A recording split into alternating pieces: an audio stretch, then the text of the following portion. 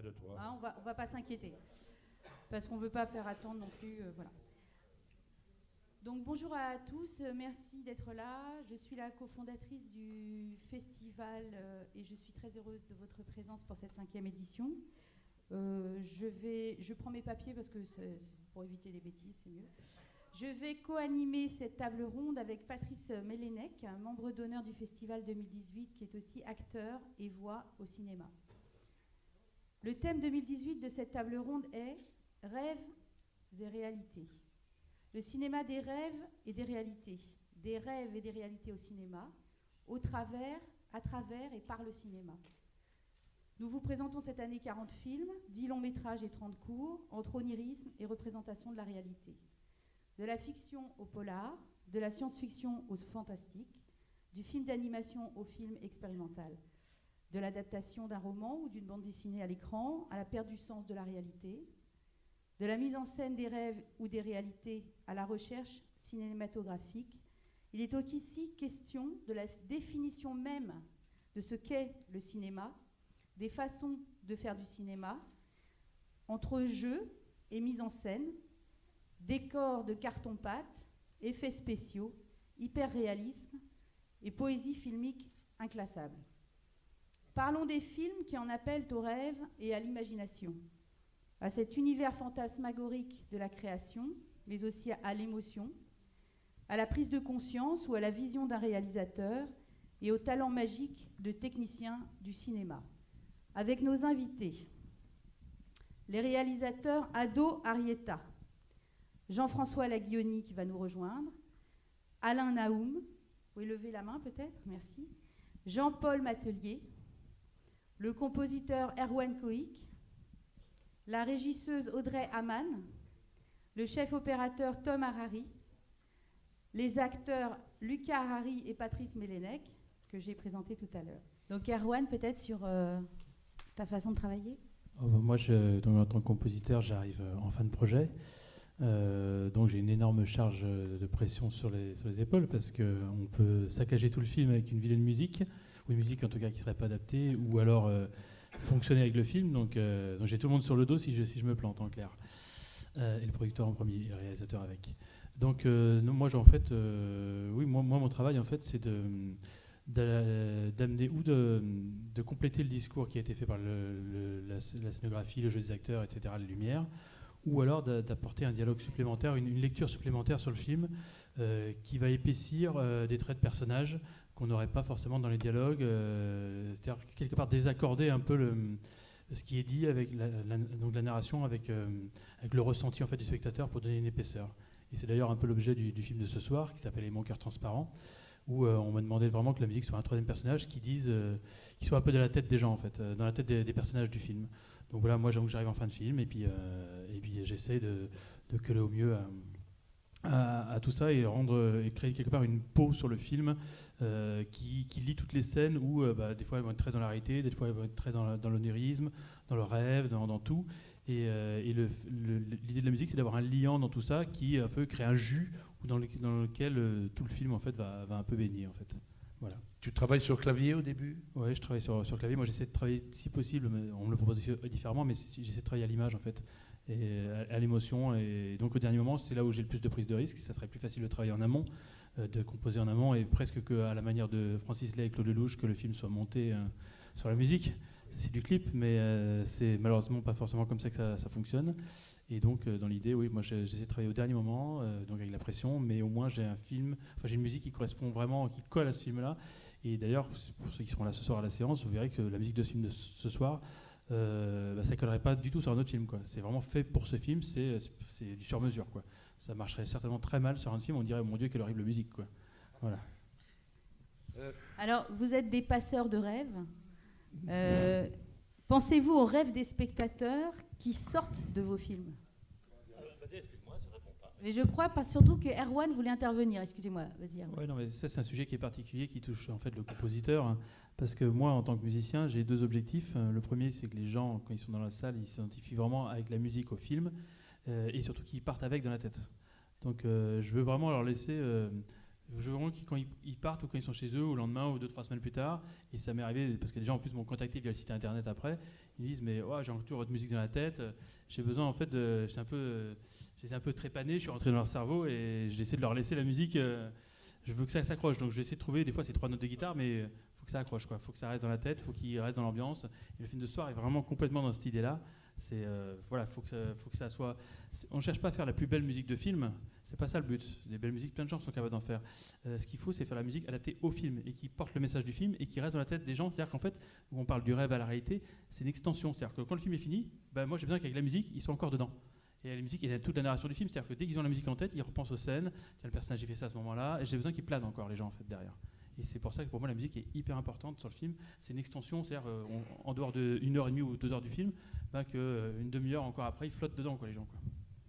Vous voulez maintenant, on va passer aux questions du public. Comme ça, vous avez un peu de temps. J'avais prévu le timing exprès, comme ça. N'hésitez pas, vous pouvez vous lancer. On va vous prêter des micros.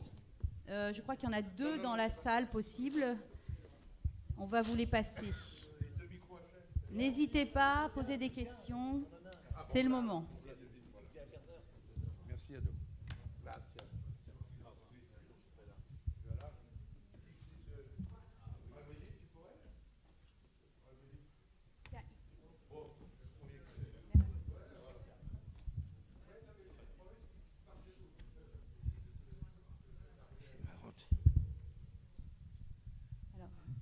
Bon, je vais commencer comme d'habitude. Que pensez-vous, quel niveau d'imprégnation vous pensez des personnes qui vont regarder vos films ou regarder ce que vous avez fait, qui rebondit sur une partie des questions qu'on a eues tout à l'heure. C'est quoi la question ? Le degré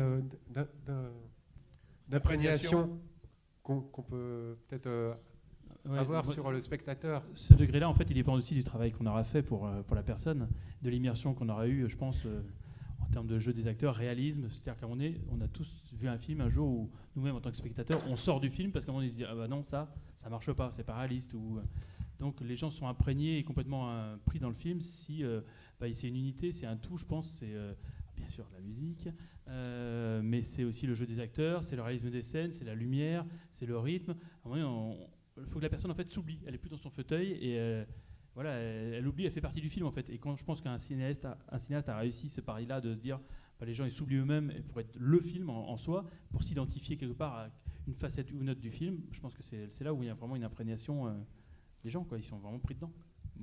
Et j'en profite pour m'adresser à Erwan parce que ma première vocation est musicien, donc je suis très attaché à musique et cinéma depuis longtemps, avec toute une série que j'ai fait pour des radios d'interviews parallèles sans qu'ils soient au courant entre le metteur en scène et le compositeur de la musique.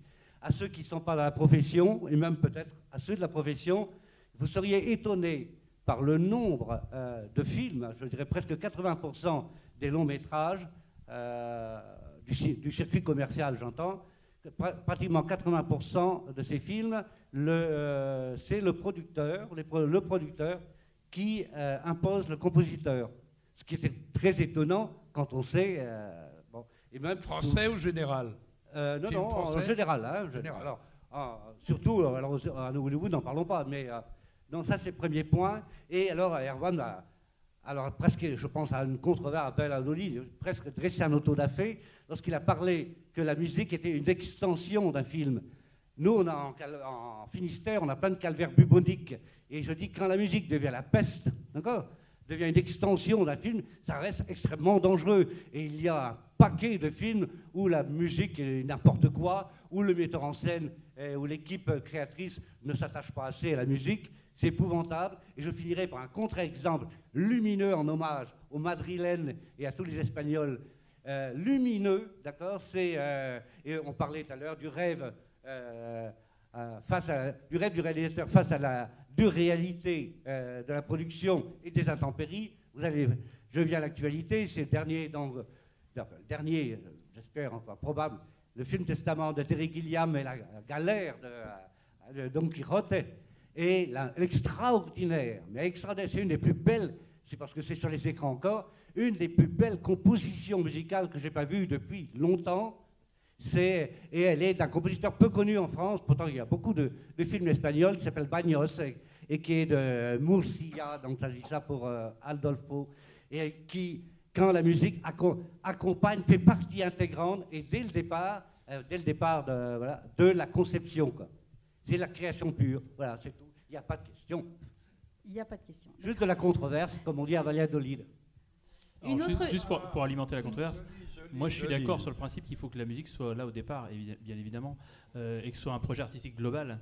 La problématique aujourd'hui, c'est que culturellement, aujourd'hui, à part des compositeurs comme Francis Lay, qui sont déjà implantés depuis très longtemps, et autres, on est le parent pauvre de la musique du cinéma aujourd'hui. C'est-à-dire qu'on arrive en toute fin, il n'y a plus de budget, ou alors ils ont tout bouffé ce qu'ils devaient nous donner, parce qu'ils ont fait des dépassements ailleurs.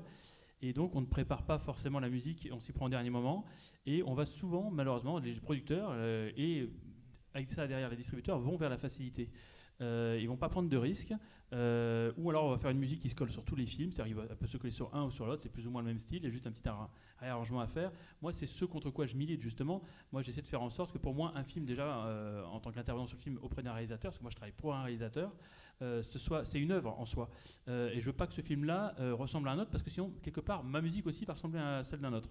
Donc moi, déjà, personnellement, j'essaie de choisir des projets de musique complètement différents. C'est-à-dire, si j'ai fait de la polka sur un film, je vais faire du rock'n'roll sur un autre. Vous voyez, j'ai pas envie de m'enfermer dans un carcan. Et surtout, moi, je veux me mettre en risque à chaque fois que je fais un film. C'est-à-dire que si c'est du tout cuit, c'est sympa, ça va m'amuser pour 2-3 films, je vais être content de prendre un chèque, mais à un moment donné, ça va plus m'amuser, parce que je vais quelque part m'éteindre. Donc aujourd'hui, c'est vrai que le métier a tendance à se standardiser sur la musique, à ne pas prendre de risques et à ne pas quelque part suffisamment marquer le travail du réalisateur en faisant quelque chose d'assez moyen, on va dire, c'est-à-dire qui correspond aussi au marché télé qu'il y a derrière. Mais effectivement, moi je suis d'accord avec ce que tu dis, il faut à un moment donné faire un travail dès le départ, un travail artistique, pousser, chercher des textures, des sonorités, et avoir un vrai parti pris en fait pour la musique. Mais ça se fait malheureusement pas tout le temps, on n'a pas tout le temps le choix, et c'est plus facile dans les petites productions que dans les grosses. Voilà. Autre question ? Oui, on va se laisser sur ces quelques mots parce que le temps file et puis je voudrais pas que vous soyez tous trop encore pressés pour la prochaine séance. Voilà, donc il y a des films à voir, ceux de Jean-Paul Matelier, ceux de Ado, Arietta. Il y a plein de films à voir, ceux de Jean-François Laguioni, qui a dû avoir un empêchement, mais qu'on va retrouver tout à l'heure avec grand plaisir.